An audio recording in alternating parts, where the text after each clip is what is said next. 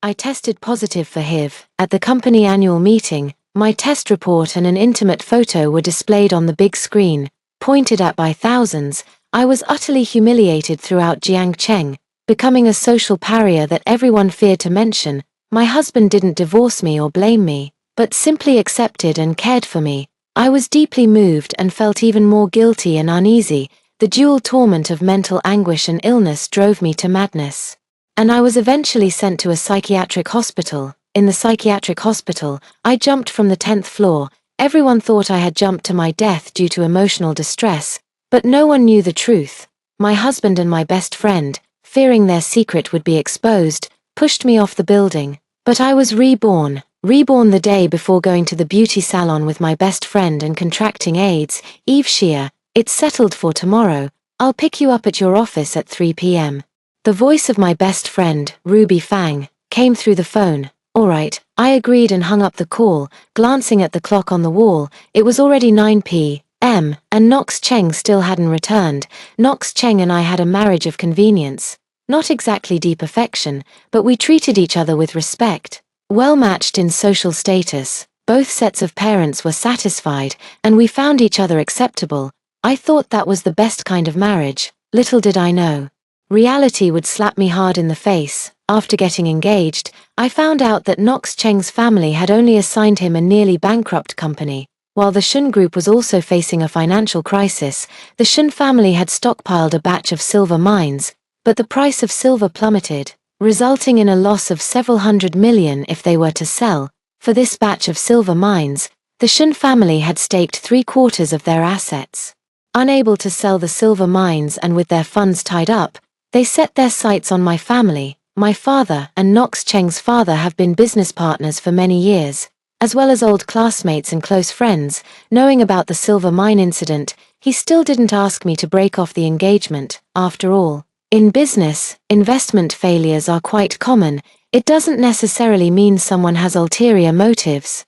He even lent the Shun family $100 million to help them maintain normal operations and keep their cash flow stable.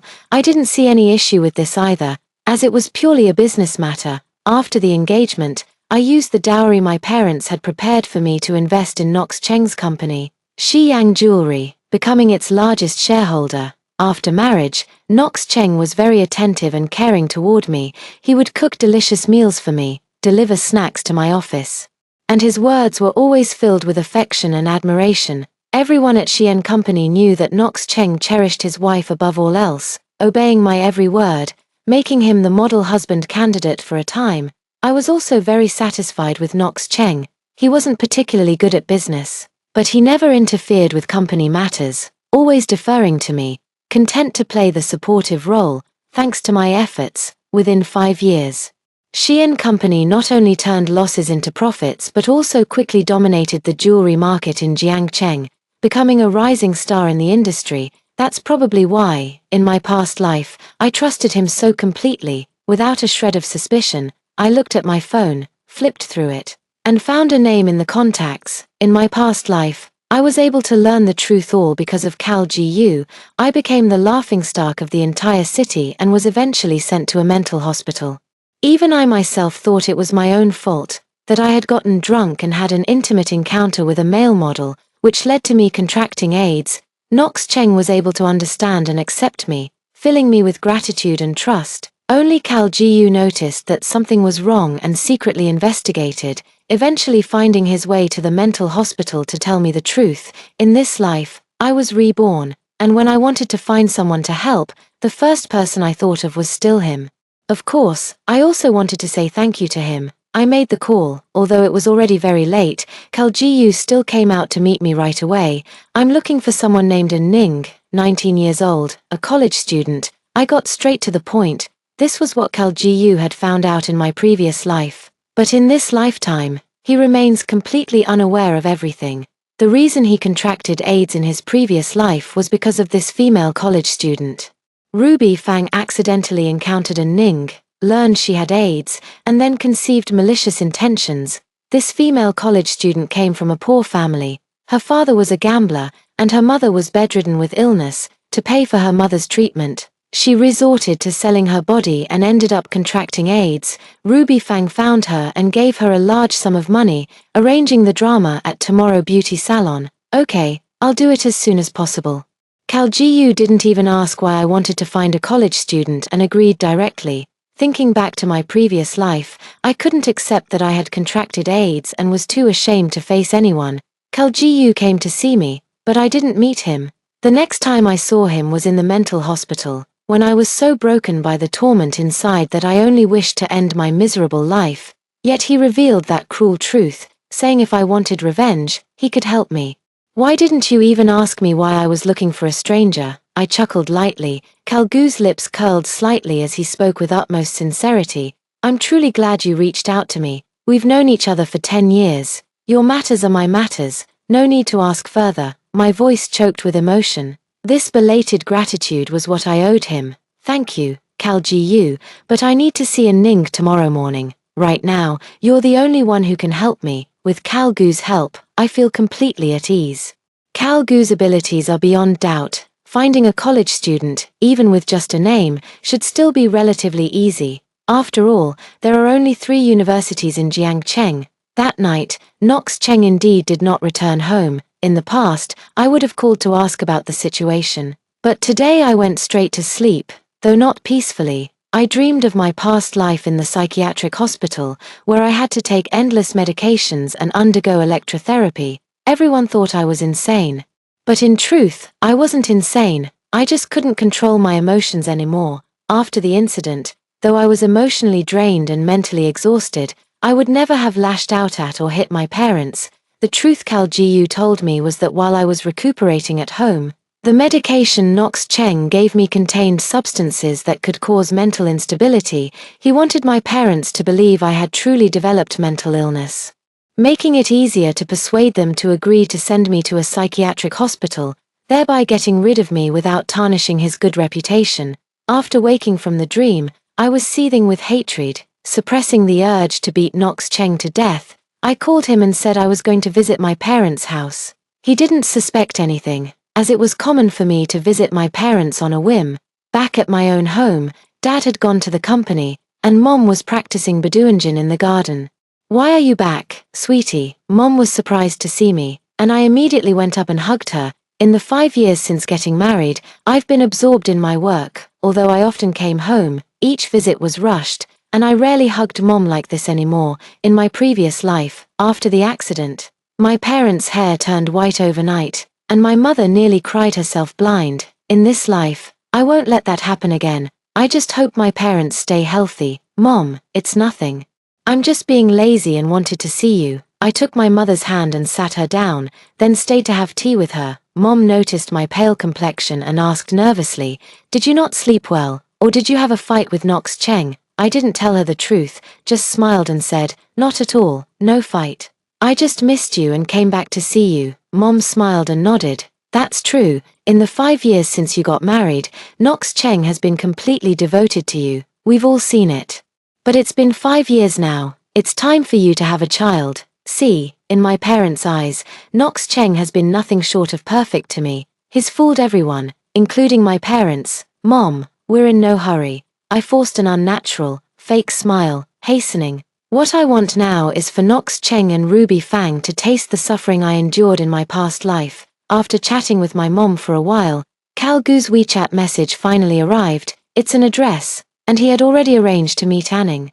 After saying goodbye to my mother, I resolutely went to find her. I met Anning. Seeing this girl and remembering how her blood had infected me in my past life, my eyes turned red with fury. Clenching my fists tightly, I gritted my teeth and endured it. In the end, no matter what this girl's intentions were, if Ruby Fang hadn't found her, I wouldn't have been infected. My enemies are only Ruby Fang and Knox Cheng.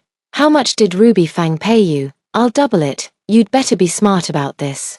The fact that I found you means I have solid evidence. What you're doing is illegal, and I can easily send you to the police station. I didn't give her any chance to argue, cutting off all her retreat with a single sentence. "You're still a student with a long road ahead, even if you don't go to the police station. I imagine you wouldn't want others to know about your illness." I spoke with deep sincerity. Anning was shocked at first, then lowered her head. and finally raised it again.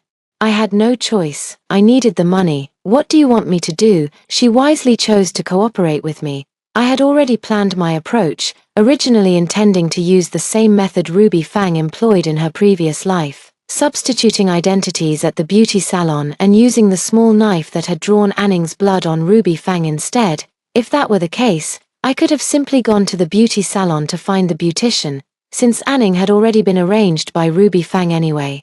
But as far as I know, that beauty salon was run by one of Ruby Fang's cousins. I don't think I can easily bribe that beautician. It might not only fail but also alert the enemy. Moreover, Ruby Fang, who planned all this, must be very vigilant. How could she not notice if she was slightly cut by a blade? Unlike my previous life, where I was asleep and didn't notice such a tiny scratch at all, you must have that kind of group, and you definitely know other patients. I want you to help me find a handsome man. Of course, you'll still go to the beauty salon this afternoon, but you know what to do. There's no denying that Ning is a smart person. She immediately guessed that me asking her to continue going to the beauty salon was just a pretense. She raised her price up front. This is 2 separate tasks. I want 200,000, and I guarantee I'll get it done for you. Her speaking up put me even more at ease.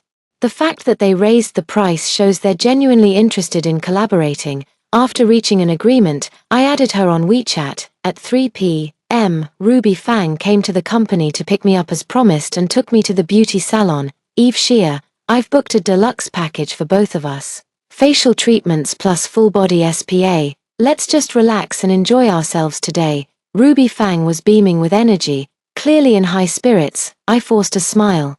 Sitting in the passenger seat looking exhausted and silent. Look at you.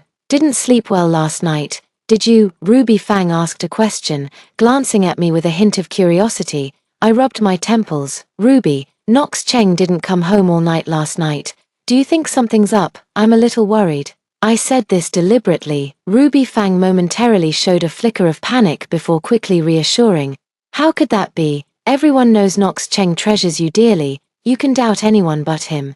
Didn't you ask him? I sighed and said, I did. He said he met an old classmate yesterday to discuss business, drank too much, and ended up sleeping at the hotel. Ruby Fang immediately breathed a sigh of relief, her eyes still carrying a hint of smugness as she comforted. There you go, men, after all, must prioritize their careers. As women, we should understand. After chatting with her for a while, we arrived at the beauty salon. This salon was the most luxurious in Jiangcheng. Typically frequented only by high society women, I didn't expect to run into Cal Jiu here. He was clearly accompanying his mother. After Mrs. Jiu was led inside by the beautician, he sat on the sofa in the lobby sipping tea, seemingly with no intention of leaving. When he saw me, he raised an eyebrow, glanced at Ruby Fang beside me, and didn't greet me, acting like a complete stranger. Wow, that man is so handsome. Was that his mother who just went in? Handsome and filial, what a catch. Ruby Fang was immediately drawn to him at first sight. Let's go, we should hurry inside too. I grabbed Ruby Fang and quickly entered the house. Ruby Fang and I have only known each other for 5 years. In the past, I considered Ruby Fang my best friend. I met Ruby Fang 5 years ago at a cocktail party. She was a waitress at the party and accidentally spilled wine on a man. The man didn't give her a hard time about it but instead took the opportunity to grope her, on the spot. She grabbed a wine bottle and smashed it over the man's head. I found her bold and somewhat street smart. Seeing the man about to retaliate against her, I stepped in to help and talked him out of seeking revenge. Ruby Fang was grateful to me. Even though she was kicked out, she still waited for me at the entrance of the party, wanting to treat me to a meal. Later, I found out she hadn't landed a good job after graduation, so I hired her into the company. At first, she refused. Back then, the company was just starting out, and it took a lot of persuasion on my part to get her to join. Over the years of our friendship, I've come to know that Ruby Fang has a bit of a thing for good looks. Her biggest hobby is binge-watching dramas and idolizing heartthrobs, and her greatest dream is to marry a handsome man. Although I now know that Ruby Fang is Knox Cheng's mistress, and they were in a relationship before, Ruby Fang deliberately approached me back then. But some habits can't be fake. Cal Jiu is handsome and wealthy, so it's no surprise Ruby Fang had that reaction just now. Getting involved with Knox Cheng while still lusting after another man. Trashy men and women really do deserve each other. I wish I could slap myself in the face. In my past life, how could I have thought Ruby Fang was being genuine? Clearly, someone like her is fickle and promiscuous, but this actually gives me an opportunity. If Ruby Fang had truly been unwavering toward Knox Cheng, it would have been harder to manipulate the situation. The two of us were already lying on the bed, and the beautician was exactly the same as in my past life. Only this time, Ning wouldn't be giving the beautician that razor blade stained with her own blood, but Ruby Fang spotted Ning's arrival in the adjacent private room. Clearly, she was thrilled, seemingly convinced everything was going smoothly. Naturally, I couldn't place complete trust in Ning either. After all, it concerned my own well-being. So I arranged for another friend to secretly keep an eye on her. If Ning were to suddenly back out, my friend would come over and call me away. But everything went smoothly, and Ning didn't betray me. Though I still got slightly cut, Ruby Fang noticed the wound on my eyebrow but didn't mention it. Instead, cheerfully pulling me along. The next day, I found Ning, paid half the fee, and urged her to quickly find the right person. As expected, in just a few days, Knox Cheng would take me to a bar. In my previous life, he took me to a bar, and I ended up getting so drunk that I woke up in bed with a male model. I thought I had lost my innocence, which is why I couldn't defend myself when diagnosed with AIDS. My parents also believed it was my fault. And seeing Knox Cheng take such good care of me, they trusted and were grateful to him. I only blamed myself, never suspecting Knox Cheng. Even after contracting AIDS, I felt guilty for his care. In this lifetime, this event will still occur, but it won't happen to me. Just as I was about to head home, a car stopped at the door, and Kaljiyu stepped out from inside. "I want to talk to you." Kalgu's eyes were filled with tension and worry as he opened the car door, gesturing for me to get in. I didn't refuse, and Knox Cheng called again to say he'd be home late. As expected, he must have been celebrating with Ruby Fang. We arrived by a riverside. The night was slightly chilly, and there weren't many people strolling along the bank. Kaljiyu looked around to ensure no one was nearby before speaking. "That Anning has AIDS. She went to the beauty salon today too." "Eveshia, what are you doing? Don't you realize how dangerous this is?" Seeing the worry in his eyes, I didn't want to hide the truth from him deep down. She was brought in by Knox Cheng and Ruby Fang. "Ruby Fang, oh right, my best friend, the one you saw today. My husband and my best friend got together and even wanted to kill me to take over my assets." I kept it brief and didn't explain how I found out. Kaljiyu is a smart man. Otherwise, in my past life, he wouldn't have sensed something was off about my situation and investigated on his own. In the previous life, he had already discovered that Ruby Fang and Knox Cheng were in a relationship during their university days. Although they later broke up, Ruby Fang remained Knox Cheng's mistress all along. A year after graduating from college, Ruby Fang sought out Knox Cheng again, learned that he was the third son of the Shen family, and the two reconciled. At that time, Knox Cheng and I were already engaged. Ruby Fang deliberately approached me and became my close confidant. During my time in the psychiatric hospital, I would have moments of clarity followed by bouts of madness. In my lucid moments, I recalled some small details and began to suspect something, so I had to pretend my madness was worsening. Once, the two of them came to visit together and even flaunted their affection right in front of me, who was already losing my mind. I seized the moment to hit them but was dragged back by the doctor and given a sedative. At the time, I wasn't truly unconscious. I heard Ruby Fang say to my seemingly sleeping self, "Knox Cheng was always mine. You were just the other woman. If it weren't for your money, how could I have tolerated you monopolizing him for 5 years? Now, your company is mine, Knox Cheng is mine, and you can stay here forever, if you know what's good for you. You'd be better off killing yourself. It'd save you from living in misery." At this thought, my eyes filled with hatred. Letting them suffer the same fate as my past life in this lifetime is already too lenient for them. I will send them to hell. Eveshia, are you okay?" Kaljiyu noticed my dazed expression and waved a hand in front of my eyes, snapping me out of my thoughts. I snapped back to reality, seeing the concern in his eyes, and couldn't help but smile gratefully, remembering how he had tirelessly worked for my sake in my past life. "I'm fine." Kaljiyu still seemed uneasy and asked.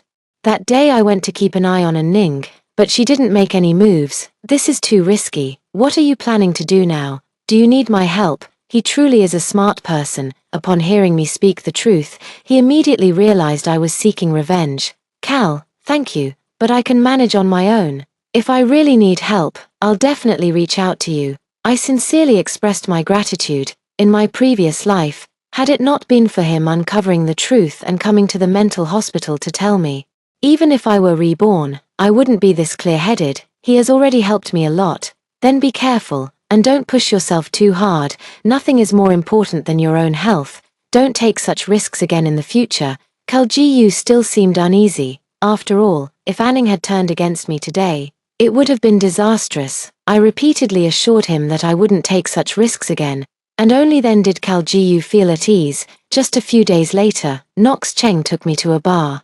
You've been too exhausted lately. Consider this a chance to unwind today. Under the pretense of helping me relax, Nox Cheng brought me along to a friend's birthday party. Unsurprisingly, Ruby Fang was there too.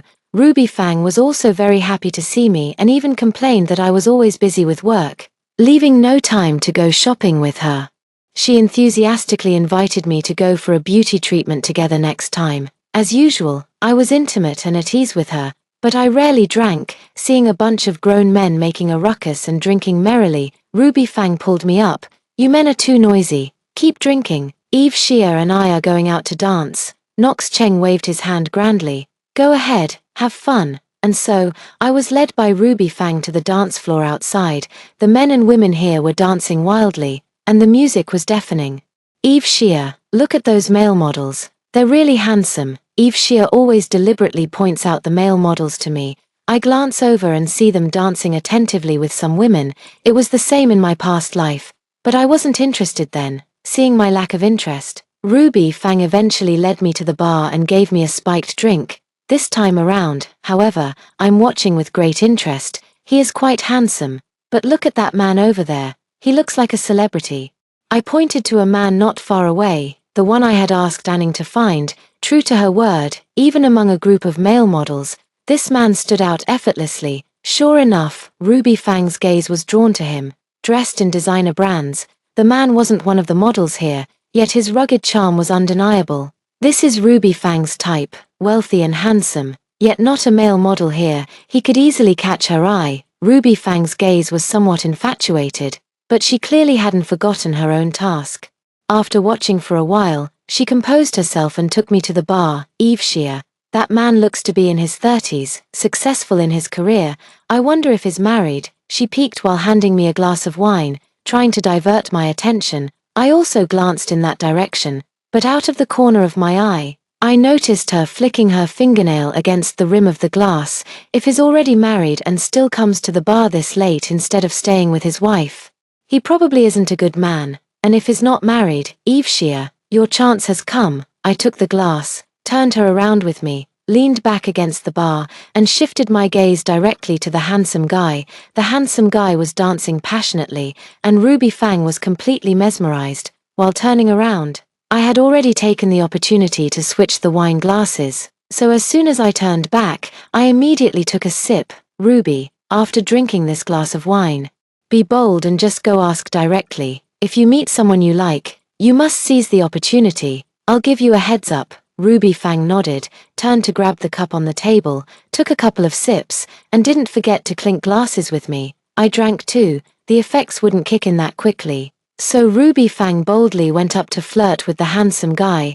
I sat at the bar, watching her chat with him. Before long, they were even hugging and dancing together.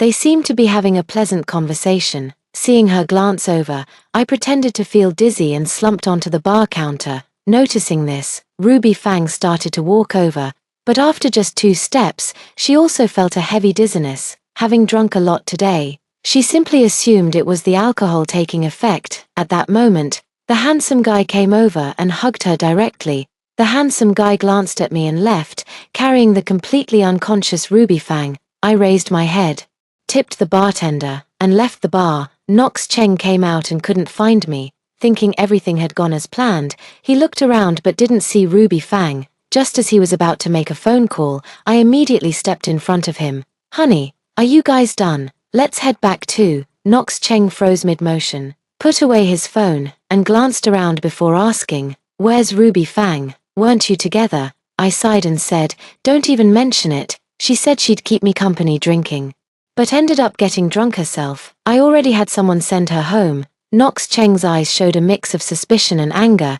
It seemed he was mentally cursing Ruby Fang for being more of a hindrance than a help. As I held on to him, he subtly tried to resist. After all, in his eyes, I was now someone who had contracted AIDS. He naturally keeps his distance. However, I don't have to worry about him suddenly wanting to get close to me at night. On the day we returned from the beauty salon, Knox Cheng used the excuse of his snoring potentially waking me up to sleep in separate rooms. I didn't expose his aloofness and continued to act affectionately, pulling him out of the bar as if we were still in love. Ruby Fang had a wild night with that handsome guy, but this night would mark the beginning of her nightmare. The next day, I called Ruby Fang at a calculated time. Ruby, did you have fun with the hottie last night? Knox Cheng even asked about you.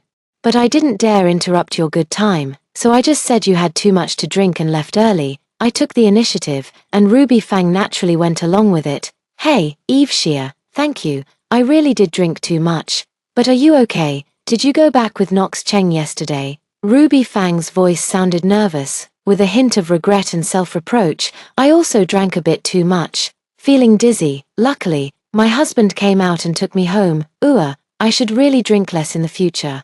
My head is still spinning now. Anyway, I won't keep you from your good time. I'm just glad you're okay. I'm going to sleep a bit more. After hanging up the phone, a slow smile curled at the corners of my lips. I hired private investigators to keep an eye on Ruby Fang and Knox Cheng. Sure enough, the two met that very day, and Knox Cheng gave Ruby Fang a harsh scolding, saying she couldn't distinguish the importance of things. However, both of them agreed that I had already contracted HIV.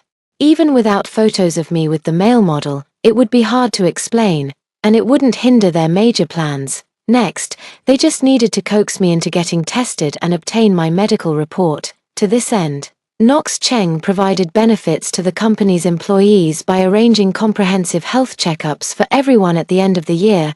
As company leaders, he and I naturally took this opportunity to get checked as well, of course. I didn't refuse and calmly underwent the checkup alongside the employees. By then, over a month had passed since the incident at the bar. The medical reports were, of course, confidential. After receiving mine, I deliberately stayed in the office the entire day. Knox Cheng saw this and came over to comfort me. Eve Shia, what's wrong? Are you feeling unwell? Let me see. He tried to take my report to look, but I stopped him. No, honey, if I were sick, would you still love me? I held his hand, as if pleading. Seeing me in this state, a glint of triumph flashed in his eyes, but it was quickly replaced with tenderness as he clasped my hand in return. How could I ever reject you? No matter what illness you have, it's my fault for not taking better care of you. His face was full of deep affection, as if his devotion to me would last until death. The day I received the report in my past life, he said the same thing. Even after seeing the report, moved by his words, I handed the company over to him directly and went home to recuperate. Honey, you're so kind. I might need to go home and rest for a while. It'll be tough on you during this time. I didn't let him see the report, and the more I avoided it, the more convinced he became that I had AIDS. I'll keep your report with mine for safekeeping. His report was also delivered to me, still unopened. Clearly, he didn't care about his own report either, showing no intention to open and read it. Instead, he asked with concern, Eve Shia, don't scare me. Whatever illness you have, we'll treat it step by step. I felt a wave of sadness but pretended to stay composed, deliberately taking a step back to keep my distance from him. Husband, my voice choked up. But I still managed to suppress my grief and say, it's nothing, I'm just a little tired. Knox Cheng ignored my aloofness, probably overjoyed in his heart. Seeing me like this, he must be certain that I saw the HIV-positive report and that's why I'm acting this way. Then you go back and rest well. I'll take care of the company. Knox Cheng reached out his hand and eventually stroked my hair, his expression gentle, as if he truly were a loving and devoted husband, showing consideration for his sick wife. From that day on, I stopped going to the company, staying at home all day sighing in despair, and I also refused any physical contact from Knox Cheng. I had placed my medical report in a locked drawer, but 2 days before the annual meeting, I discovered that the report had been stolen. Everything is the same as in the previous life, except this time they have no photos. While I have many, the report was, of course, fake. But by the time of the annual meeting, it would become real. Knox Cheng probably didn't even notice that his health had been deteriorating recently, with red sores appearing on his arms. Ruby Fang didn't attend the medical checkup because I sent her on a business trip that day, so she had no idea she was already infected. Moreover, she hadn't noticed anything at all. After all, it hadn't been long, and she was completely engrossed in her passionate affair with the handsome guy. Although I was sick and recuperating at home as the boss, I still had to attend the company's year-end party. Today was the main event, and I dressed to impress. The company's annual party was grand, attended not just by our company but also by my parents and the Shen family. I saw Ruby Fang today, dressed even more glamorously than usual. Though she seemed a bit off-color, I pretended not to notice. Unexpectedly, Cal Jiyu showed up uninvited. I figured he probably didn't trust me to handle things alone, so I reluctantly had someone usher him in. After the host's opening remarks, the annual meeting commenced, with the first agenda item being a review of the company's progress this year. The large screen displayed the company's major achievements this year along with some images, and everyone was watching attentively. I also stared intently at the big screen. The video wasn't long, and after 5 minutes, the tone suddenly changed. Several photos appeared on the screen. They were photos of Knox Cheng and Ruby Fang completely naked, scrolling one after another, comparable to a Japanese adult film. The crowd erupted in an uproar, and I was utterly shocked, staring at the large screen in disbelief. Knox Cheng and Ruby Fang widened their eyes in astonishment, with Knox Cheng exclaiming in alarm, "What are you doing? What the hell are you all doing? Stop it now," but no one listened to him. After the photos scrolled through several pages, suddenly a massive medical report appeared on the screen and froze in place. It was none other than Knox Cheng's name, and the content below involuntarily made everyone keep their distance from him. AIDS, oh my god, Knox Cheng, the third son of the prestigious Shun Group and general manager of Xian Jewelry, actually has AIDS. The guests, including the employees, began to whisper among themselves. Knox Cheng and Ruby Fang were suddenly left alone in all directions. Even the space around me was empty. "Honey, what's going on here? You two, one is my best friend, the other is my husband. How could you be together like this?" I was on the verge of fainting. "You've got AIDS." I became frightened, tears streaming down with each sob. "No, it's not like that. I'm not sick. You're the one who's sick. How could it be me? Didn't you go home to recuperate because you were ill?" "What illness do I have?" Knox Cheng shouted at me, his eyes filled with disbelief. I just have a uterine fibroid. I don't have AIDS. I left the company to take traditional Chinese medicine for treatment." I told the truth, and my mother immediately rushed over, standing in front of me. "Knox Cheng, you're the one who's been reckless, fooling around with women outside and catching a disease. Yet you dare to falsely accuse my daughter. What are you scheming?" "My daughter has always been chaste and virtuous. Since her medical checkup, she's been sleeping separately from you to recover. How could she possibly have that filthy disease?" My mother was so furious that she directly pulled out my medical report. Although the report had been stolen, that one was fake. The one in my mother's hands was the real one. Knox Cheng shook his head, looking at the information displayed. Everyone else also saw it clearly and turned their gazes toward Knox Cheng. Ruby Fang remained silent the whole time. She was terrified, clearly feeling guilty. "Look, there are rashes on Mr. Shen's neck. Oh my god, this must be AIDS," someone shouted, startling Knox Cheng, who immediately covered his neck in panic. Everyone immediately stepped back again, afraid of getting contaminated by something dirty. My mother also pulled me back, keeping me far away from that Knox Cheng. Heartbroken, I turned to look at Ruby Fang. "Ruby Fang, I trusted you the most. I was the one who brought you into the company and made you the financial director. How could you betray me by getting involved with my husband? How could you do this? You're carrying on like this with him. He has AIDS, so you must have it too, right? How could you do this to me?" As I spoke, I couldn't hold back my tears. Contracting AIDS and being betrayed by both my best friend and my husband. Either one of these is a heart-wrenching pain that anyone can empathize with. Sure enough, the crowd began to condemn them, one remark after another. "There must be some misunderstanding. Knox Cheng isn't that kind of person. My father-in-law stepped in to mediate. Misunderstanding. Are the photos fake? Is the medical report fake? Shun Dachiang. I treated you like a brother when I lent you 100 million to help you through tough times. Is this how your Shun family repays my daughter? My father immediately stepped forward and punched my father-in-law.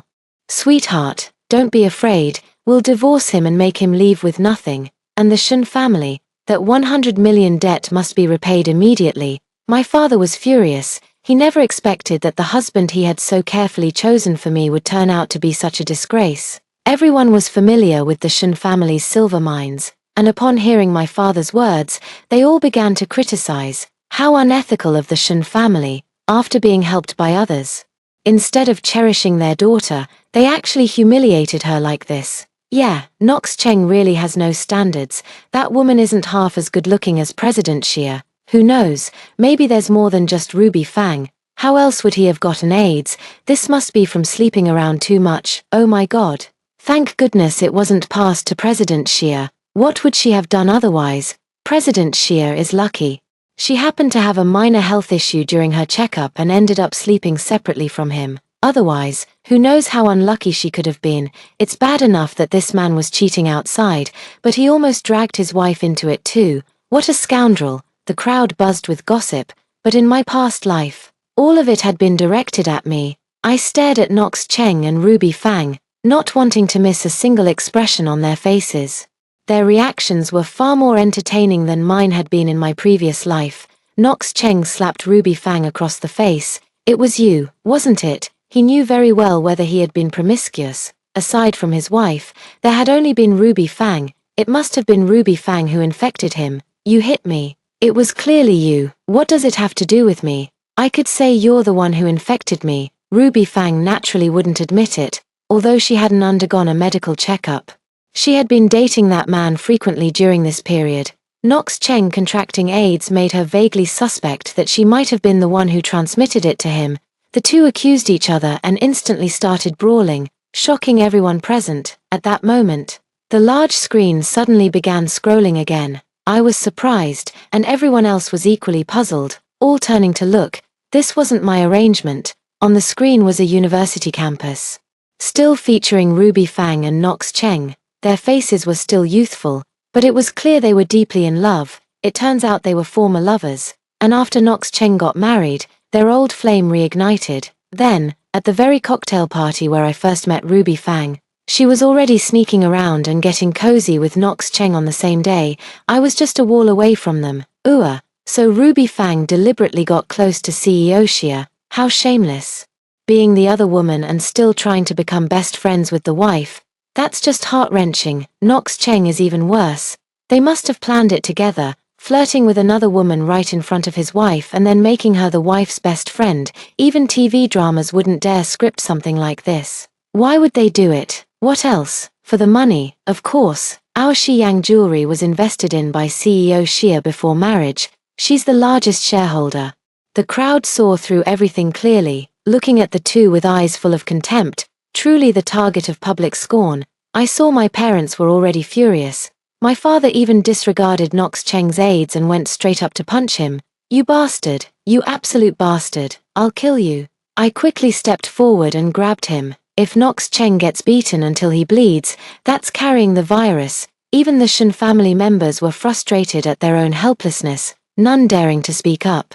Only my mother-in-law was loudly cursing at that Ruby Fang. You shameless vixen. We should have sent you abroad back then. How dare you come back to seduce Knox Cheng? Her outburst only served to further confirm their previous illicit affair, and that the Shun family had known about it all along. The Shun family was aware Knox Cheng had someone else in his heart, yet they still forced him to marry me. Their intentions couldn't be clearer, unable to lay a hand on Knox Cheng. My father stormed over to Knox Cheng's father and gave him a thorough beating. The big screen continued to show even more unspeakable scenes. It turned out to be photos and videos of Ruby Fang and that handsome guy with AIDS, so graphic that people couldn't bear to look. Knox Cheng went berserk and lunged at Ruby Fang. You slut, you filthy slut, it was you actually cheated on me with another man behind my back, you shameless, promiscuous whore, you ruined me. He seemed unsatisfied and kept beating Ruby Fang until her nose bled. No one dared to stop them. As the two of them were nothing but trouble now, the scene was chaotic for a while. I looked at Cal Gu, who was watching the commotion from behind, and nodded at him in gratitude. No need to guess, it must be him. In the previous life, it was also him who uncovered these things. I didn't expect that in this life. He still went to investigate. Everyone. Today's unexpected situation is regrettable. I need to handle some family matters now, so let's disperse for the time being. I had no choice but to step forward to take charge, and everyone cast sympathetic glances my way. However, before they could leave, the police arrived and headed straight for Knox Cheng and Ruby Fang. We've received a report accusing you of embezzlement, bribery, and illegally purchasing large quantities of raw materials at inflated prices.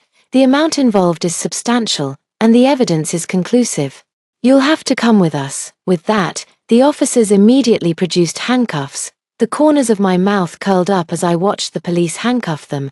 I sued them in court in my capacity as a shareholder of the company. During my leave for recovery at home, Knox Cheng made the decision to purchase the silver mine from the Shun Group without the board's approval and at 3 times the market price. As the financial officer, Ruby Fang approved the payment without following the company's regulations and approval procedures.